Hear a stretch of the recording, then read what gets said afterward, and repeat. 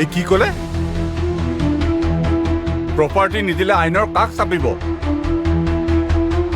আইনৰ কাষ মই চাপিম। গোটেই প্ৰপাৰ্টি ট্ৰাষ্টক দান কৰি পেলাই ইহঁতৰ পৰা মই ক্ষতিপূৰণ বিচাৰিম।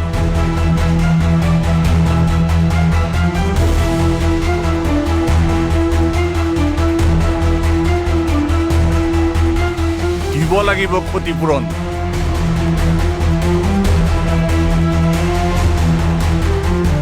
ইহঁতৰ লগত ইমান ৰাতি টোপনি ক্ষতি কৰিলো, তাৰ ক্ষতিপূৰণ দিব লাগিব।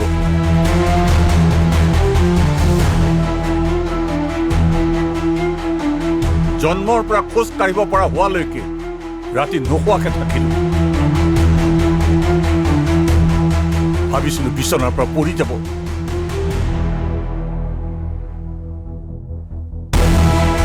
সেই ভয়ৰ ক্ষতিপূৰণ দিব লাগিব।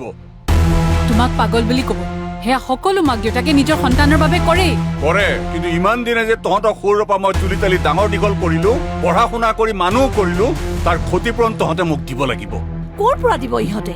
কিনো পাগলামি কৰি আছে? ক'ত পাগলামি কৰিলো? কৰিমহে পাগলামি এতিয়া।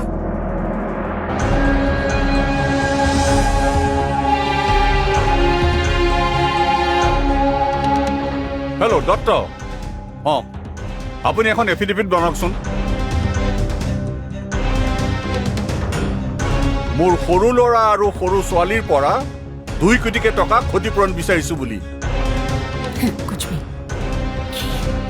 কি কৈ আছে আপুনি এইবোৰ? ফোনটো কাটক। যদি দিব নোৱাৰে তেনেহ'লে দুইটাকে মোৰ প্ৰপাৰ্টিৰ পৰা বেদখল কৰা হ'ব বুলি এটা ক্লজ দিয়ক। কি? শুনক, কাইলৈ পুৱাই ৰেজিষ্টাৰ হ'ব লাগিব।